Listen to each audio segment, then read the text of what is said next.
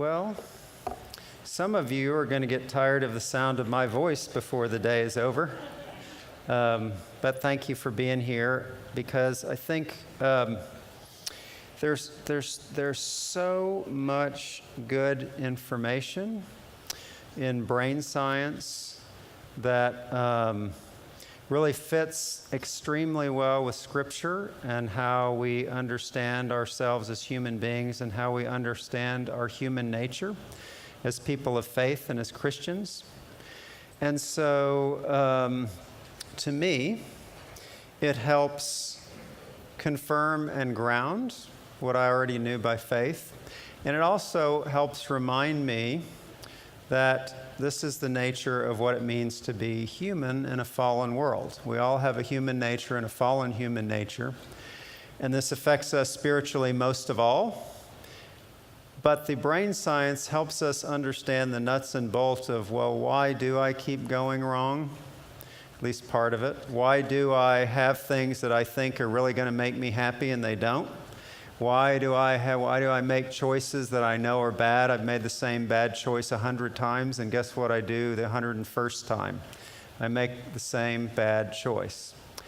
And so I think the more deeply we understand how rooted this is in us and how it's hardwired in us, we can feel less guilty and more grateful and more clear about how we are or are not going to get out of the bad habits and desires that we have that we don't want to have. So, I want to talk about desire as a setup for talking about addiction, but along the way, I want to make it clear, I hope, that as human beings, we all have desires and certain kind of desires, and as human beings, our desires lead us astray in different ways and get us into trouble and don't make us happy the way it feels like they're going to make us happy. And we know this, and I know you know it. I'm just going to put it in terms of brain and brain science. But first, I want to remind you of a little story from a long time ago where God created the world and the first man and the first woman and put them in the beautiful garden and asked them to tend the garden and allowed human beings to have paradise, right? Fellowship and love with each other, fellowship and love with God, and fellowship and harmony with the creation that God made, and to work with God to develop this creation the way we were meant to. And everything was going just great until there was this forbidden fruit, often pictured as an apple in art, but it's a fruit in the Bible. And Adam and Eve looked at it and they saw it was good for food and pleasing to the eye and great if you wanted wisdom. And so they reached out and took something that I think God meant to give them anyway. But what happens to them is often what happens to us. There's something that I feel like I'm supposed to have, but then what happens? The next thing you know, I'm reaching out and grabbing it and trying to control it and do it my way instead of letting God unfold it in God's way. And I think this is part of what Genesis is telling us that Adam and Eve did and how they went wrong. Now, for people who do not share our faith, this is a quaint old story, and many of them wonder if it ever could have happened. And many of them feel like we've moved on. Oh, here's Adam throwing Eve under the bus. This is my favorite painting of Adam and Eve. This has nothing to do with me personally or with marriages in general, by the way. We're all so sophisticated now. We've gone way beyond those biblical models, and so we're not tempted in the way that we used to be, right?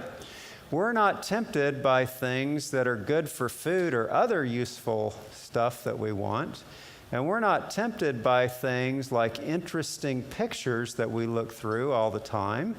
And we're not tempted by things like looking up stuff I want to know and looking smart in front of other people, are we? That has nothing to do with us. Nevertheless, human nature is the same. We just have a technology now that gives us what we want so quickly and so rapidly that it is a danger to us. This is our own personal tree that's sitting there in the garden, waiting for us to pluck off the fruit in our own time, in our own way, and get similar results.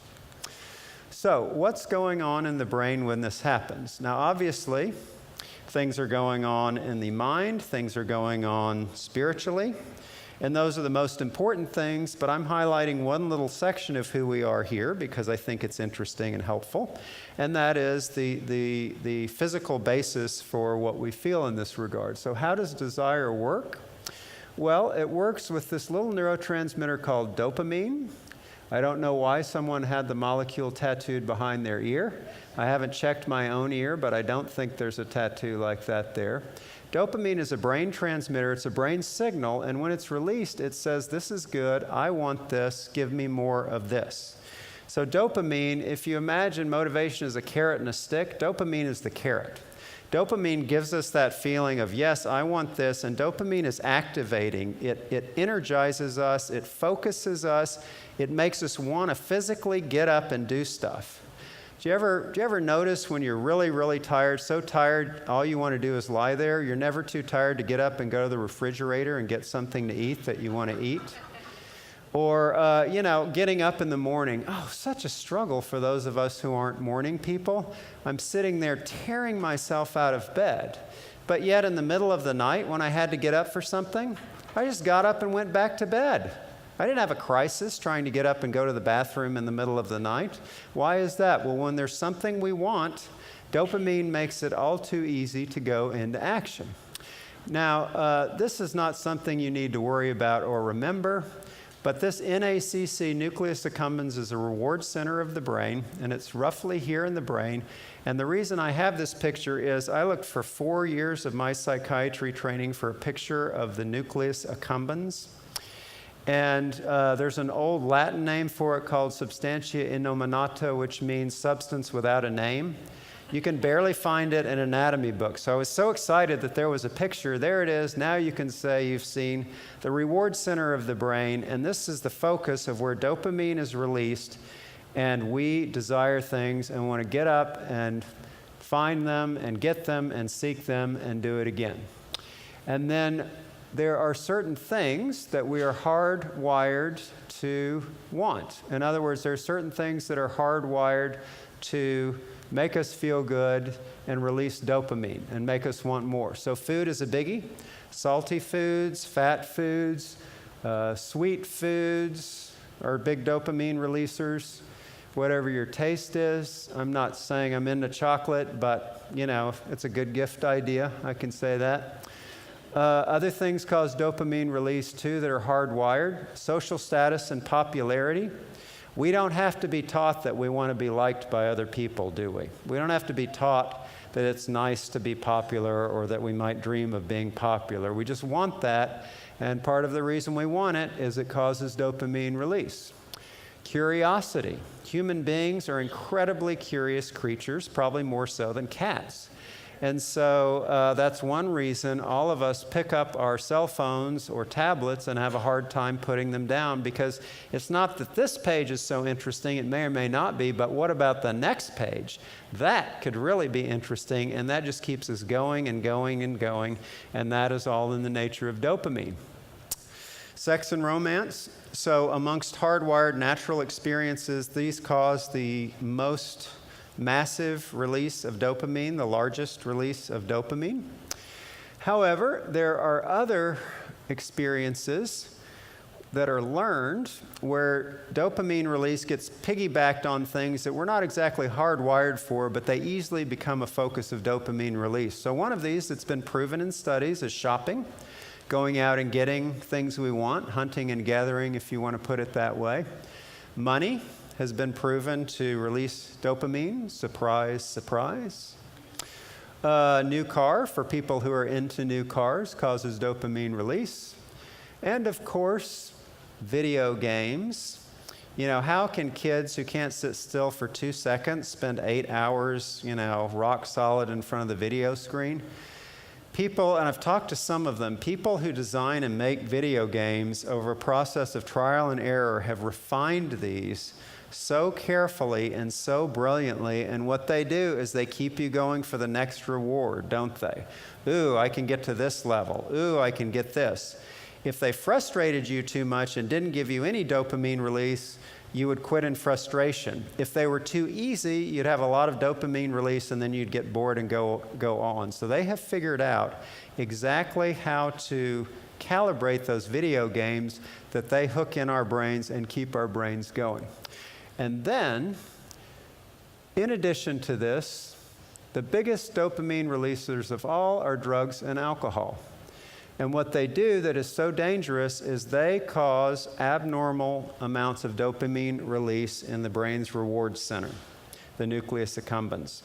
So nothing in sort of the natural world, nothing that we're really made for is capable of releasing as much dopamine as drugs and alcohol.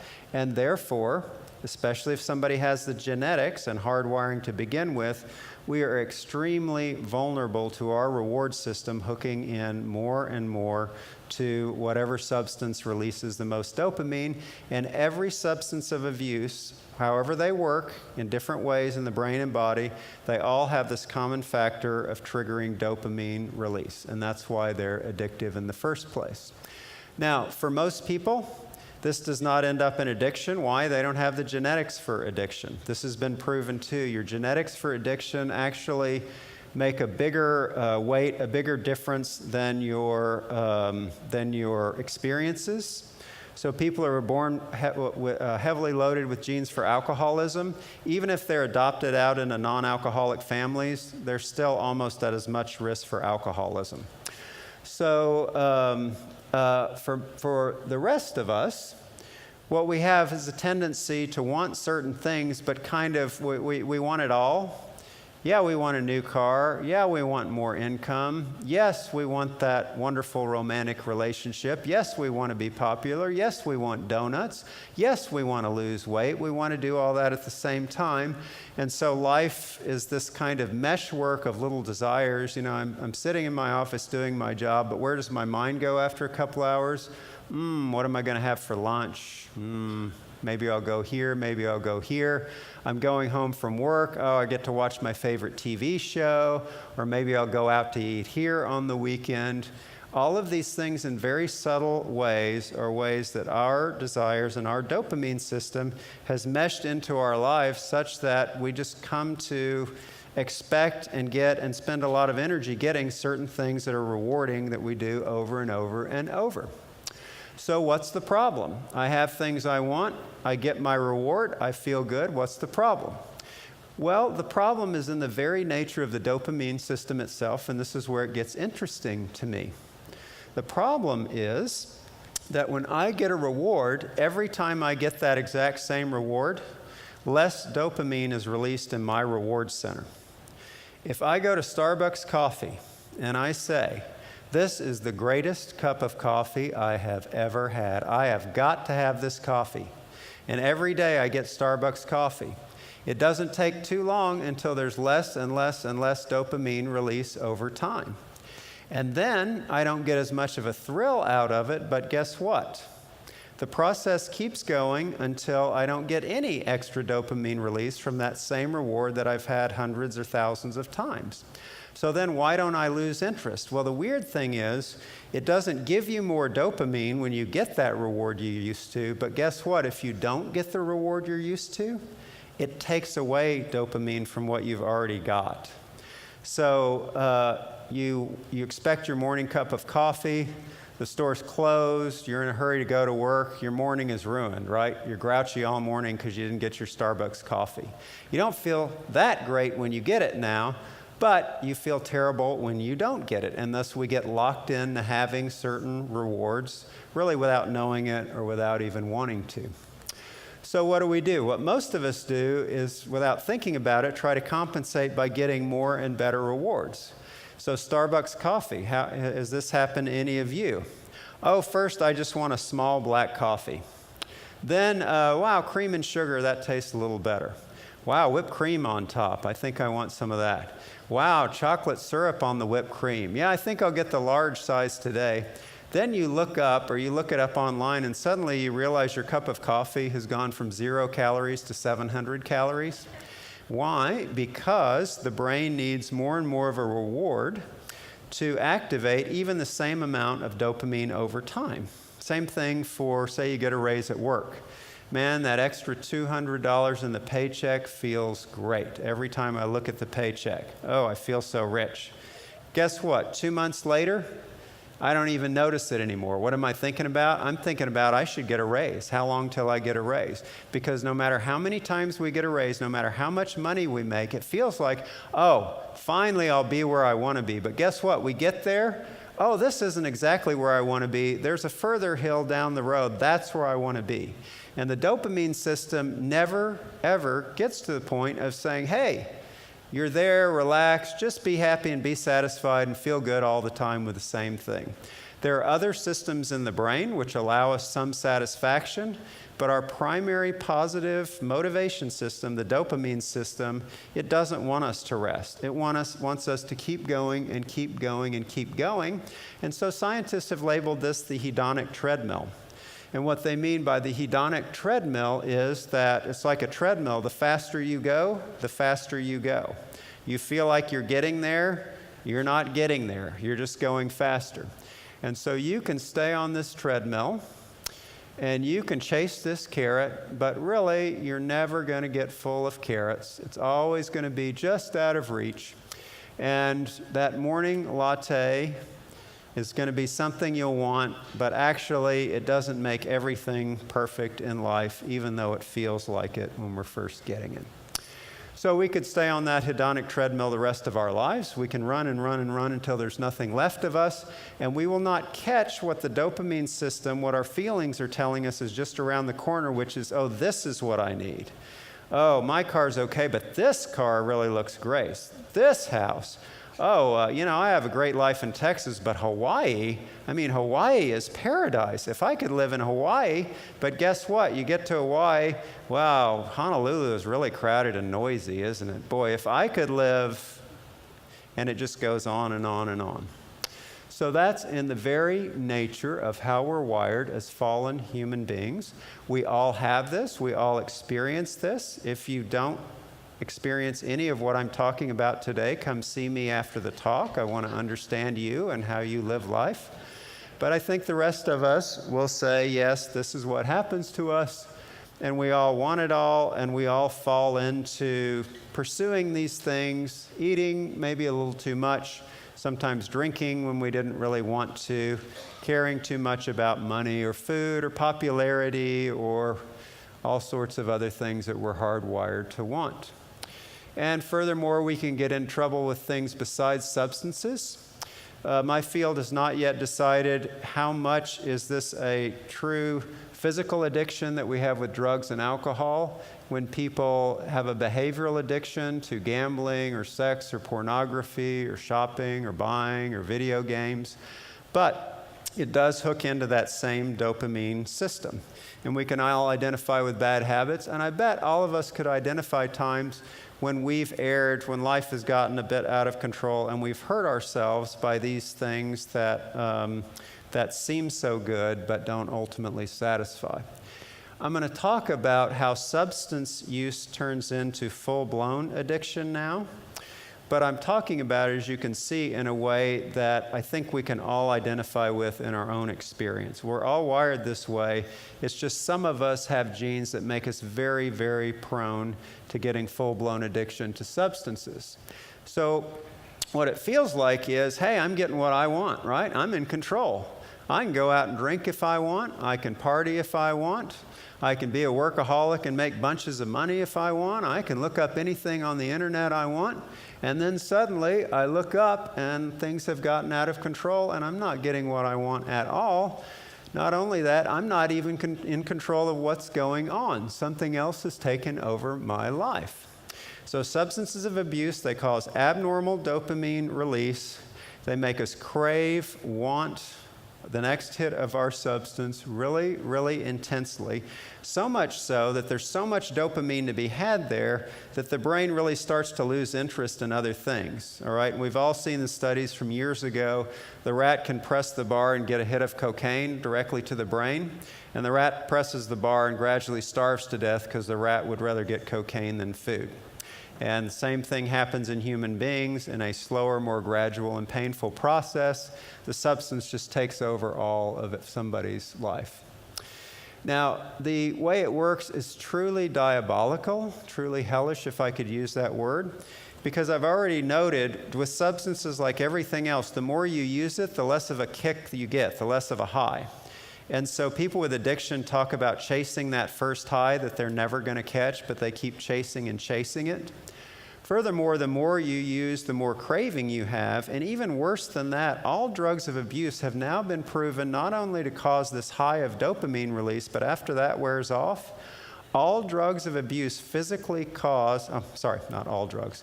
They found this for alcohol and opiates, and it looks like this may be true for others as well. But the most common drugs of abuse, they all physically cause the release of stress hormones and chemicals.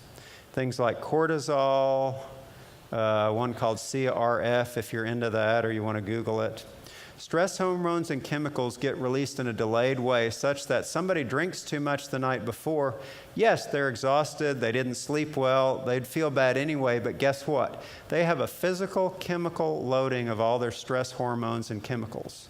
And it gets worse from there because what that stress does is physiologically, the stress center has wiring or neurons that go right up to the reward center, and stress triggers craving. Right? We all know this. You have a terrible day at work. Well, I have a terrible day at work. I come home and I think, I don't care. I haven't eaten supper. I just want a cookie.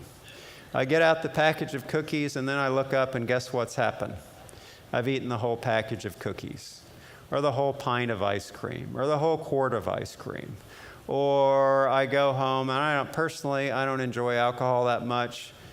For some reason, I've had alcohol, and it didn't make me feel better. Stress triggers craving for whatever our rewards are.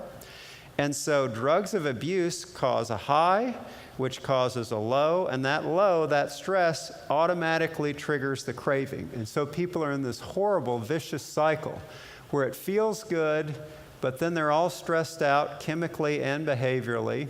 And then they feel worse and worse. Things aren't going well as the day goes on. And then craving causes willpower to fail. And oh yes, the more people use drugs of abuse, the more their willpower fails. Those frontal lobes I was talking about that are hurt by depression, when people get into big-time addiction and it goes on and on and on for months to years, their frontal lobe function deteriorates. And so it's been proven that the brakes on your systems of desires, I want this, but I shouldn't do it. It's been proven that the brakes start to go. So then you're like a runaway train, right? There's nothing to stop it, and there's this vicious cycle that gets faster and faster and more intense. Here's a normal frontal lobe. So this is a view from the top. This is the front of the brain if somebody's kind of looking up. And here is the brain of someone with addiction, and there's a lot less brightness here, right? A lot less yellow and hints of orange. And that's diminished frontal lobe function, which means diminished willpower to resist addictive impulses. And so, while sometimes the media version of using a bunch of substances, it's a great party, don't you wish you could too? The reality is just true misery. Reminds me of a band that used to play all the time in Austin, Texas, where I practiced, Stevie, Vaughn, and Double Trouble. And they were trouble. All three of them had addiction. This guy, the bass player, Tommy Shannon, he played at Woodstock. He says that he was such a bad addict that other addicts wouldn't have anything to do with him. They had bad addiction, and they tell the story that one night they were in a hotel room on the road with their band, and they started using cocaine or whatever it was, and so they were snorting cocaine. They weren't getting anything out of it. They were miserable. They were in late-stage addiction. All they wanted was to get out of it. They hated it, and so they all three got down on their knees, and they prayed to God, and they prayed and prayed and prayed, deliver us from this addiction. And then what they did was they got up and they used a bunch more cocaine. Why? Because they were so happy? Because they were enjoying it so much? No, because they had become slaves. They were prisoners. They were locked into something. Their lives were out of their control, spiraling down in a cycle of destruction that we just talked about. Now, thanks be to God, all three of them got sober. Stevie Ray died tragically in a helicopter accident, but he had a sustained period of sobriety for which he was very grateful and which he actually talked about at his concerts before he died. So redemption is possible, but not through our own willpower and not through our own efforts and not in our own time. So I want to shift over to talking about, well, what can be done for this terrible, destructive condition and something that is so common. Probably people in a lifetime who've experienced substance abuse problems is over 20% of the population. Not everybody experiences the worst forms of addiction, but I don't need to go over, I don't think, how truly devastating it is to people and their families. Treatment-wise, well, this is another case where actually we don't have cures, but we have good treatments. And what kind of treatments do we have? Well, what aspects are there to a human person? For me, and actually this is standard for medicine, this just isn't from a faith perspective, although this totally fits with our faith. Human beings are biological, psychological, social, and spiritual. They call it the biopsychosocial spiritual model. And guess what? For addiction, we are lucky enough to have treatments that address every level of it. So again, like everything else in mental health, it's not, oh, well, I'm going to treat it biologically, so I won't treat it spiritually or psychologically. Or, oh, I'm going to talk to somebody, but I'm not going to do anything else. We need all the help we can get. Humility says, if I have addiction, my life is out of control, or I have some other form of mental illness that's destroying my life, I want all the help I can get. And none of these treatments, as we know, are magic bullets. None of them just magically take away everything all at once. All of them are longer-term processes of healing and growth, and this is very much the case with addictions. So biologically, you bet we need to get people into detox and get them away from the substance so that they can detox and start to heal and grow, because if the substance keeps coming into your body and brain, nothing good is going to happen. But there are also, more than a lot of people realize, there are medications for people to use after they've gotten sober on a longer-term basis. Now, people might think, well, wait a minute, I'm trying to get off pills and drugs, and you want me to take another pill and another drug? Isn't that substituting one thing for another? Well, there are some medications that are abusable, but I'm talking about medications specifically for substance abuse problems that are not habit-forming, and what they do is they don't take away cravings, but they taper down the intensity of the cravings or increases people's ability to make use of other forms of treatment. So they are not anything near a cure-all. The reason I'm mentioning them is it's widely thought by experts that these are underprescribed by psychiatrists and family care doctors and others. And so I'm reminding myself as well as you just that they exist. And if you're ever in the situation of offering advice or help, this is a very legitimate way that is not a cure-all, but for alcohol, we have a bunch of medicines that are FDA approved to help. For nicotine, getting off smoking and other forms of nicotine, for the scourge of opiate addiction that's such a problem these days. We don't have great biological treatments, but we have biological treatments to help. Still, the mainstay of treatments are more psychological and social and spiritual. Psychological treatments, when I was in training, they said, look, don't bother to do talk therapy with anyone who has an addiction going, because while they're still putting the substance in their brain, they're not going to learn anything from therapy. And while that's true, there are specific forms of talk therapy, of talking to people, that have been proven to help people be motivated toward and move toward recovery. And the most interesting one is motivational interviewing. And so if you're interested in this subject and you don't already know about this, look it up. There are, over 1,000 scientific studies of motivational interviewing. And the beauty of it is that anyone can do it. And what I mean by that is not that we're all supposed to be therapists, but One model that we have from 12-step programs is recovering addicts or alcoholics are in a position to confront other addicts or alcoholics who need to get in recovery. If you've been there, you can say, look, I was there and you need to face up. You're going to die. You can get right in somebody's face, and as one addict talks to another with compassion but with confrontation, you can do that. And our model was confrontive, but that people who haven't been through addiction and recovery, it doesn't seem to work as well. So they developed motivational interviewing, and what all this is, it's just asking a series of questions. So all you're doing is saying, well, do you drink much, or do you smoke pot, or do you take pain medicines just to feel good? And then if somebody's willing to talk, which they don't have to, you can ask, well, how much do you use? What do you like about using? What do you not like about using? Then you can go to what good things do you think it does for you? What bad things do you think it does for you? Have you ever thought about cutting down? Have you ever tried to cut down? Have you tried any specific ways, or have you looked for help or thought about help?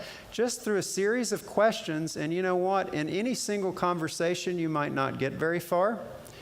And if they don't want you to get anywhere, you won't get anywhere anyway. But this has been proven to be as helpful as anything else, which is you're not threatening, you're not pushing, you're just asking questions, and if somebody's interested, you are willing to help either offer information or get somebody to help or get somebody to information, which is really pretty easily accessible through Alcoholics Anonymous and other 12-step programs, and then also treatment centers. So there's a lot of social group-oriented treatments for addiction. Groups, which is another way of saying love and connection, isn't it? Groups are so powerful. They're biologically powerful for the body and brain.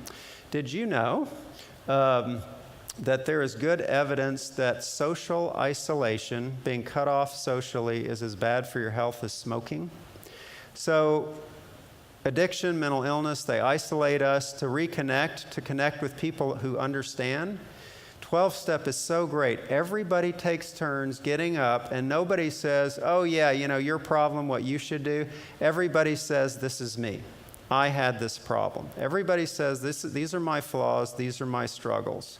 And here's a little bit about how I've been helped. And that is so powerful that I don't think there's much substitute for it. It also has a spiritual dimension, right? Part of the 12 steps are we turned our will and our lives over to God as we understood God. And I love this definition of God in 12-step, a power greater than myself. What more could postmoderns hope for? Something greater than me? Is this even possible? Yes, something greater than myself if I'm going to get anywhere and I'm going to get out of this. So there's a spiritual element. And then interestingly, there is good scientific data now, some for prayer, and then some for mindfulness and meditation. And by the way, there are Christian forms of meditation that have been around for over 1,000 years, probably longer. And there is evidence that these things are helpful for people with substance abuse problems. Now, this does not mean that if they only believe or they only pray, they'll automatically get better. So we're not talking about measuring what God is willing to do to pull somebody out of addiction. We can't really measure that or control that. What we can say is if you pray, and I'll be talking about this in the next session, if you pray as you are designed and made to pray and be in relationship with God, probably that's what you were made to do, and probably that will be more helpful to you and health promoting than a lot of other things you could do. And I think we see results along this line. So we have biological, mental, physical, spiritual, social treatments for addiction. And people are pessimistic about it because there's a lot of research, but as you look at statistics, it's the same with other forms of mental illness. The treatment response here is pretty comparable to common medical problems like diabetes and high blood pressure and asthma. That doesn't mean everybody makes it. It doesn't mean we can save everybody, but it does mean we don't need to say, well, there's no point in going in, there's nothing they can do for me, or it doesn't work for me. The fact that we tried a treatment and it didn't work 2 years ago or 5 years ago or 10 years ago Doesn't mean it's not worth trying today, because I'm a different person today than I was 2 years ago. And with addiction, maybe I'm more desperate than I was 2 years ago, and that's not bad. Maybe I'll get to the point where I will accept anything. I will do anything for recovery. And maybe I'm able to make use of now what I couldn't make use of before. So even though there's a lot of despair and hopelessness that goes with addiction, the science is very, very encouraging. So let me say a little bit about dual diagnosis. I think I can guess from previous conferences that many of you are interested in this talk because you know people who not only have addiction but some other form of mental illness in addition to addiction, and that is called dual diagnosis. And dual diagnosis is very, very, very scary. It is double trouble, just like these guys here. And basically what you have, if you have addiction on top of another mental illness, your addiction pours gasoline on the fire of mental illness. And so if there's a saying in 12 steps, say Alcoholics Anonymous, the saying is, there's no problem in life that alcohol won't make worse. And that is really, really true for mental illnesses. Want to make it really bad, pour a bunch of alcohol or cocaine or opiates on top of it. And furthermore, it's harder to get out of it because our brains are already hindered by the symptoms of mental illness, and then they're hindered even more by the effects of the substances. So this can be a very, very daunting, very overwhelming, very discouraging situation. Once again, the science, though, is not totally discouraging. We're just really beginning to get into this and investigate how best to help people. Say somebody has schizophrenia plus alcoholism, or bipolar plus cocaine abuse, or depression plus opiates. But basically what they say is, surprise, surprise, if you treat both things, the addiction and the mental illness, people have a decent chance of getting better. Again, I know you're all shocked by that. Can you believe my field had debates for not years but decades on this? No, you can't treat the mental illness until you've treated the addiction first. No. The mental illness is primary, and that's why they're using. They're drinking because they're anxious, so you can't treat the addiction until you treat the mental illness. I know, it was obvious. You treat both. We need all the help we can get, right?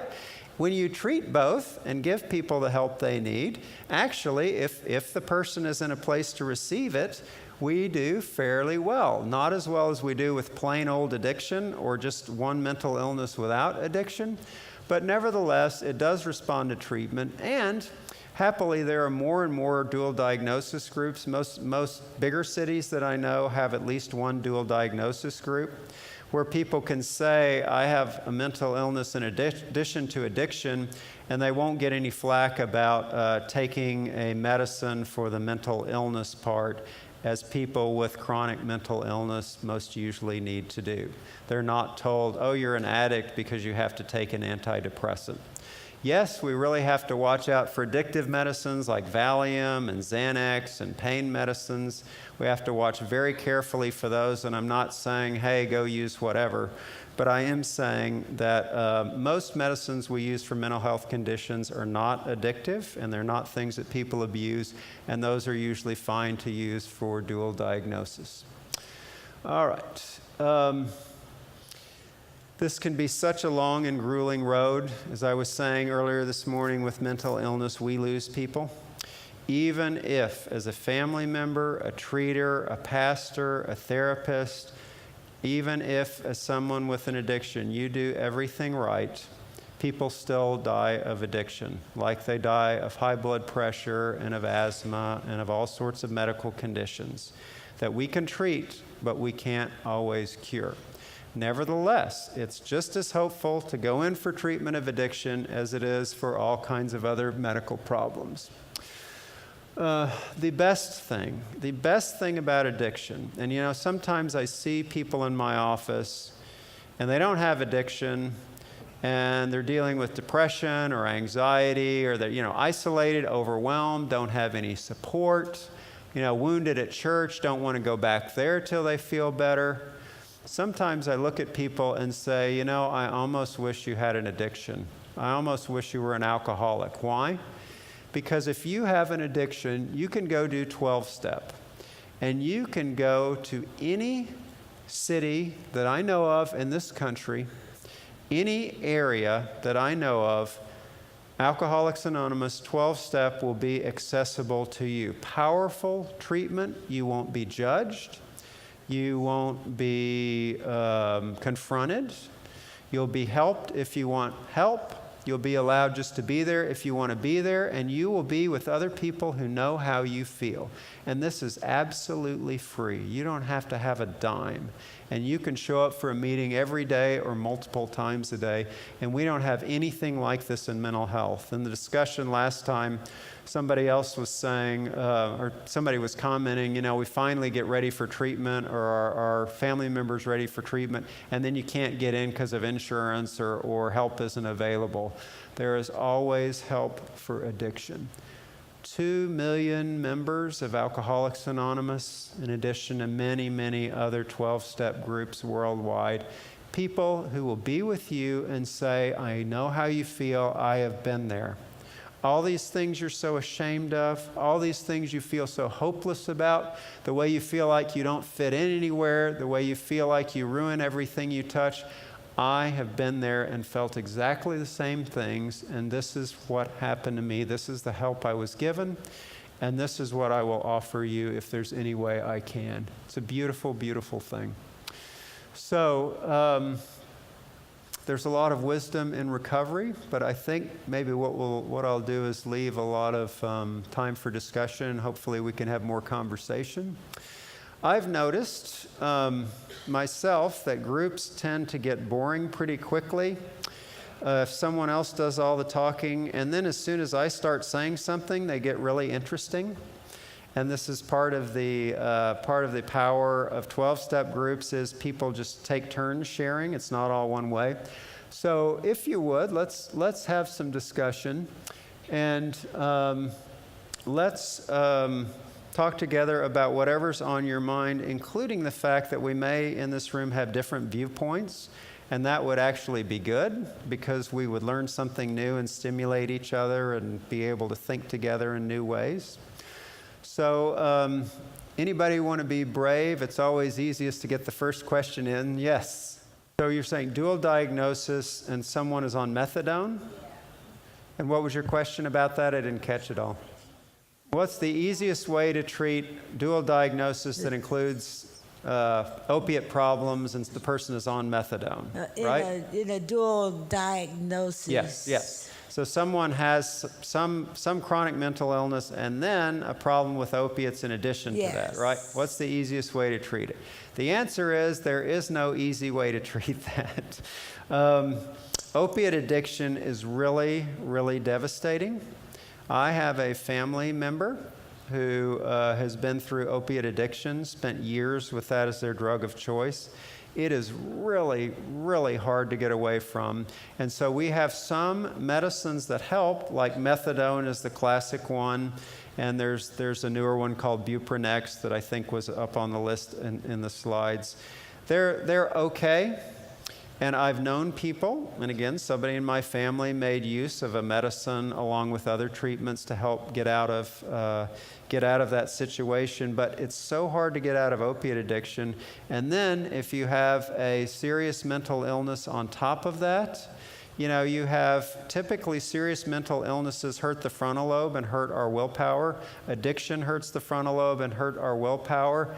You don't have that much to work with to control this overwhelming craving for opiates that comes with the territory. So basically, for all of these conditions, we need all the help we can get. And if I had a magic wand, the magic wand would be everybody gets all the treatment they're willing to get and they want to get, including if somebody has a pretty severe mental illness with opiate addiction, and you know they're trying methadone and maybe it's not working that well. I wish that everybody could just say, well, I'm going off to one of the best treatment centers in the country, and I'll be there for 1, 2, 3, 4, or 6 months, because that would be appropriate treatment for somebody with 2 severe life-threatening conditions. Unfortunately, our society doesn't have the money for that, and we probably don't put enough of the money we do have in the mental health and addiction problems. So we have to kind of claw tooth and nail for all the help we can get. But basically, anything that'll help, right? 12-step, that's free. You can do it every day. Your primary care doctor can link you up with medical treatments. If somebody's having pain, you look at pain control. If somebody can access talk therapy and make use of that, you do that. All these options that I put up there, everything you can get, you get. Now, I know that's kind of a simplistic answer in a way, but it often comes down to this, and then it often comes down to somebody's willingness. Talk to people. People are in misery legitimately. It's not their fault. Nevertheless, I have people say to me, look, I can't take another day of this. I can't take a minute of this. We got to do something. I say, great. You know what? One thing we got, 12-step, and there are meetings every day, and I print out a list. Here's a list of 12-step meetings that you can go to starting this afternoon. Oh, I could never do that, doctor. I could never do that. Willingness is a huge part of this, and that's part of the pain is this long-term negotiation of, a lot of times people in addiction are not sure whether they want out of it or not, or they have feelings both ways. Yes? Right. Good point. All right, so Al-Anon and Codependence Anonymous groups are pretty similar. I love Al-Anon. What are the three? Somebody told me there are three things, at least down in Texas. They have a lot of little sayings in recovery groups. And so in Al-Anon, in regard to the addiction, the loved one's addiction, they say, I didn't cause it, I can't control it, and I can't cure it. I don't know, do they say that around here? Okay. Okay. If you're dealing with addiction that someone close to you has, remember those three things. I didn't cause it, I can't control it, and I can't cure it. And yes, thank you for bringing this up. If you're a family member, first of all, you will notice a cycle of, and I don't like the way my field talks about codependence sometimes these days, because it's like, oh my goodness, you did wrong. You're being codependent with the addict. Codependent means you're basically helping them too much. Don't bail them out of jail when they're in jail. They give you money to go get alcohol. Don't do that, of course. They've run out of money because of their addiction and they need money to pay the rent. Don't give them that money, right? So it's called codependency when we help and help and help, and the person gets through the crisis, but then they keep using. And so in 12-step, they say, whatever your bottom is, everybody needs to hit bottom in order to be in a position to recover. So what we have to do is stand back and say, I love you, I will support you in getting sober, but I cannot keep bailing you out. Now, what I like all that. What I don't like about it is it's like somebody was doing something wrong. You tried to help your son or daughter. That was terrible. No, it's not. When we're in a course of addiction as it develops, the first thing we do is everything we can. So the first time they're in jail, unless it's late-stage addiction or something, of course you're going to respond. You're a human being. You love them. But then what happens is codependence does develop, not because somebody got up in the morning and decided, I'll be codependent. Codependence develops because that is in the very nature of addiction, that if you're a loving family member, you will wake up one day and you will say, okay, I think I've gone farther than I should have gone, and whereas I was trying to help the person and help them get by, now they're just using it to sustain the addiction. And so at that point, somebody says, I have to pull back and say to someone, I love you, I help you get treatment, but I can't keep bailing you out and helping you in all these situations because it's really hurting you. And what I want to say about that is, if you're a family member in that position today and you don't know whether it's time to draw the line, the one thing I can tell you is no one can judge you. You have to know within yourself when to draw that line and when to start saying, no, I cannot help you further because this is hurting you and this is codependence. Like I said last night, no doctor can judge you, no pastor can judge you. That is between you and God. No one loves the person in your family more than you do. People will tell you, oh, I would do this, you should do this. Listen to it, think about it, but in your heart of hearts, you have to get to the point where you say, I have to draw the line because it's the only chance we have, and you can draw that line knowing that it's the best thing, even though the person may die, right? You can go to Al-Anon, as you know, is good for anyone to do, and then you can say, I'm at that point, I can't help you anymore. The person can still die of their addiction, even if you do it exactly right and at the exact right time. So you need the support and the processing and the prayer to be able to know that you're doing the right thing and let go of the outcome, which is very, very difficult to do, of course. Yes? Yeah, great. Video games and young people. Is it a serious problem? What advice for parents? Well, this is reason number 136 that I only see adults, because working with kids and families is even more complicated and challenging. So I don't claim to have all the answers to that. I think that even from what I said today, and there's other studies too, we do not know what the results are going to be of all this technology that we have. When we're spending, and I say we, me too, I'm not playing video games. I think I'm too old for that. This happened, okay, one of the outdated games now is Halo. It was one of these big, first-person shooter games. So I hadn't played video games since medical school, and my son got on there with me, my 20-year-old son. And so you have two screens, and there's two people playing, and it's their point of view, and so they're supposed to run around and do things and, shoot the bad guys. So his screen would start running around and shooting bad guys. My screen would look around, get shot, and fall over and be horizontal, right? And I did that about 5 times in a row and said, I'm too old for this. But when it gets to people at a young age, this is affecting how our brains wire up. Now, it's not all bad, right? Because in some ways, children, teenagers are developing skills that they're going to use as adults, right? One of these skills, for instance, is the military has ways that you can do surgery robotically from thousands of miles away. So you have your controls and you have your screen, and I'm not saying it is a video game, but it's kind of like similar skills to a video game.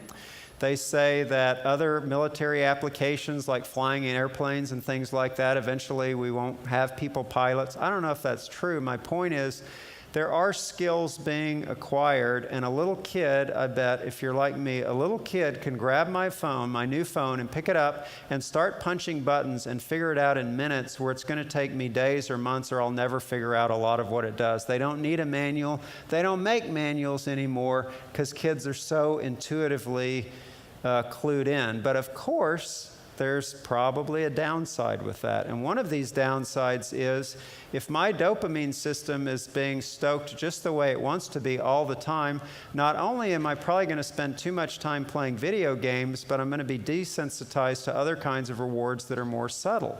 So we still have kids today that like to read. This is great. One of my 3 kids really likes to read.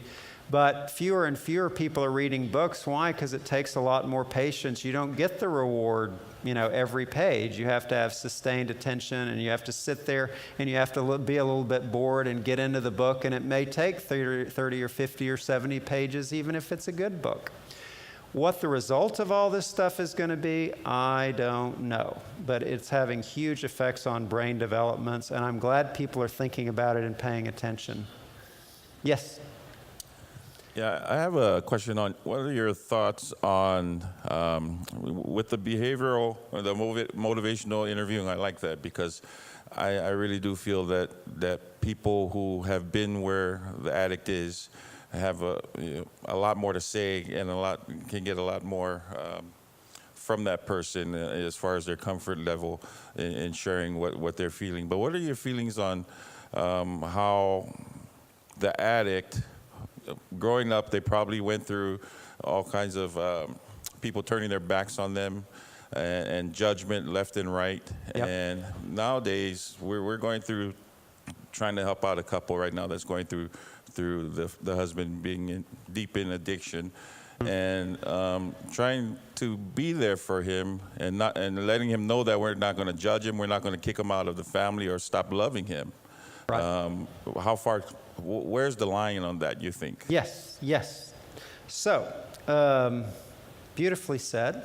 And, I think you're blessed for what you're trying to do.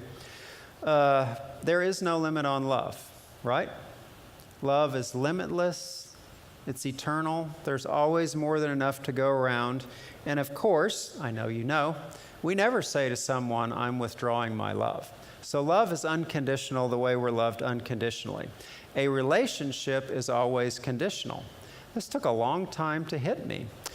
Eventually, from listening to people years and years and years, it made me realize every human relationship is conditional, not because we put conditions on it, but because you can't have a relationship under certain conditions. If we're in a relationship and you physically attack me every time we meet, we really can't have a relationship. Now, you may say, well, that's conditional love. I will say it's a conditional relationship because it depends on both people treating each other in a decent, non-abusive way, right? And so how much we help and how much we do actually is very conditional based on what? Based on reality and the way God has made us and the situations God puts us in. And so you have that fine-tuned judgment of do the best you can, talk to people, look up stuff on the internet, go to conferences, make your best call when you're dealing with somebody close to you that has an addiction.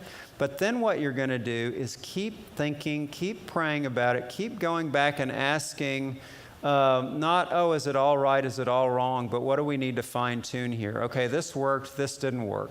Okay, he seemed to respond better when we were a little more confrontive, or he responded better when we kept it all calm, or eventually, no matter what I do, nothing's budging this situation, in which case, if over and over and over nothing helps, then I'm getting to the point of saying, I got to love you, I got to pray for you, but I got to stop doing because it's not helping.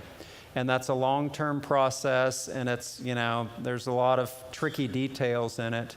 But just as you're doing, we love unconditionally, but we can't help unconditionally. We help only when it really benefits somebody. Yeah. Yes? I have a question. What are your thoughts on, I've read about ketamine as a major breakthrough in the treatment of depression that is resistant to all forms of traditional form of treatments. Mm-hmm. So what are your thoughts on that? Yes. So this is a big topic in psychiatry and mental health right now, ketamine.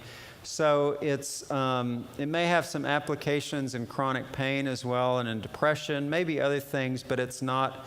So we're not talking about addiction treatment. So put this on a different page of your notes, I guess, if you're taking detailed notes. So ketamine is this new thing that it's been in a lot of news stories over the last several years. Most of the studies, they've given it to people as an IV in a hospital. And it looks like that within a week or two, people with severe depression symptoms are helped when other medicines and other treatment fails, which is great. The other side of it is we still need more studies, even after several years.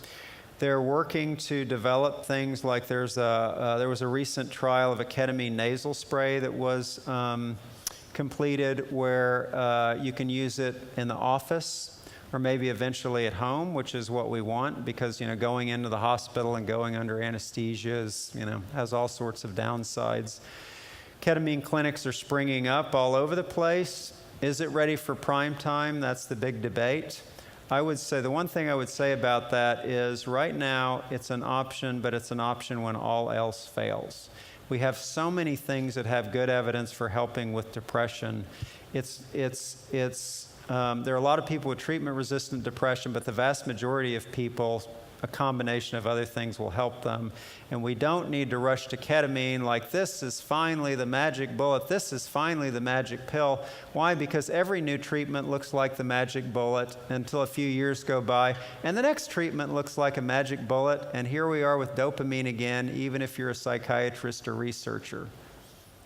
Last question. Hi. Hi.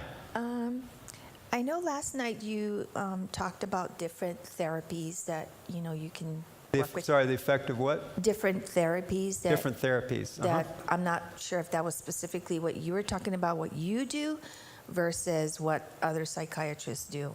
And some of them was that, talk therapy, patient education, cognitive techniques, prayer, group treatments, whatever. Okay.